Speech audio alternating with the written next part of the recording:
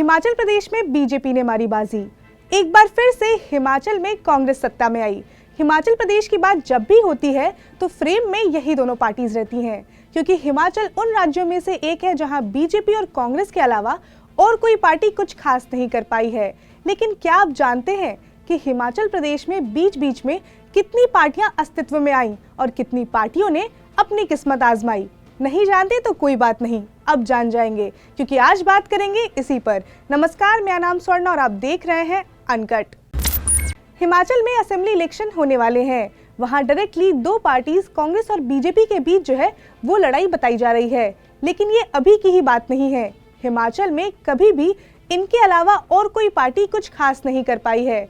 हिमाचल ऐसा राज्य रहा है जहां तीसरी पार्टी का आइडिया जो है वो कभी कुछ खास काम नहीं आया, लेकिन समय समय पर कई पार्टियों ने कोशिश जरूर की है। अब आपके मन में ये सवाल आ रहा होगा कि वो कौन सी पार्टियां रहीं जिन्होंने हिमाचल में तीसरी पार्टी बनने की कोशिश की लेकिन उसमें सफल नहीं हो पाई, और क्यों हिमाचल की कमान कांग्रेस और बीजेपी के अलावा और किसी के हाथ नहीं लगती। तो इन सब पर बात करेंगे, लेकिन सबसे पहले ये जान लेते हैं कि पिछले 5 दशक में वो कौन सी पार्टियां रही जिसने वहां तीसरी पार्टी बनाने की कोशिश की।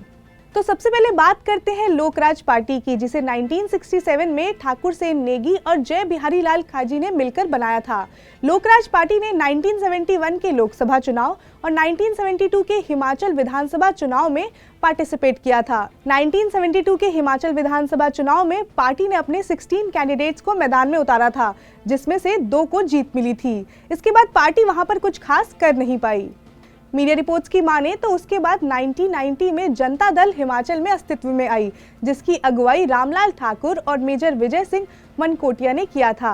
1990 में जनता दल के खाते में 11 सीटें आई थी। हालांकि उस समय बीजेपी के खाते में 46 सीट्स थी और मेजॉरिटी में होने की वजह से सरकार बीजेपी ने वहां पर बनाई। इसके बाद थर्ड ऑप्शन का इम्प्रेसिव इम्पैक्ट 1998 में देखने को मिला था, जब पंडित सुखराम के नेतृत्व में लेट 90s में हिमाचल विकास कांग्रेस, जिसे हिविका भी कहा जाता था, वो बनाई गई थी। 1998 में उसके 5 विधायकों ने न केवल जीत हासिल की, बल्कि उनके सपोर्ट ने हिमाचल में सरकार भी बनाया था। दरअसल उस समय हिमाचल विधानसभा चुनाव में कांग्रेस और बीजेपी दोनों के पाले में 31 सीट्स आई थी, जिसके बाद हिमाचल विकास कांग्रेस ने बीजेपी को सपोर्ट किया और उस साल वहां बीजेपी ने सरकार बनाई। उसके बाद 2007 में जब पूरे यूपी में बहुजन समाज पार्टी की लहर थी, तो उस लहर को हिमाचल भी लाया गया था, लेकिन वो लहर वहां पर कुछ खास नहीं कर पाई और हिमाचल में बसपा के हाथ 2007 में केवल 1 सीट आई। उसके बाद साल 2012 में भारतीय जनता पार्टी से नाराज कुछ नेताओं ने मिलकर एक नई पार्टी बनाई, जिसका नाम था हिमाचल लोकहित पार्टी, जिसका नेतृत्व महेश्वर सिंह ने किया था। 2012 के चुनाव में इस पार्टी ने 36 सीट पर चुनाव लड़ा था, लेकिन उनका परफॉर्मेंस कुछ खास नहीं रहा। फिर 2016 में महेश्वर सिंह की घर वापसी हुई और वो बीजेपी में फिर से शामिल हो गए। इसके अलावा समाजवादी पार्टी, सीपीआई, सीपीआईएम और टीएमसी ने भी हिमाचल में अपनी किस्मत आजमाई, लेकिन किसी के हाथ कुछ खास नहीं लगा।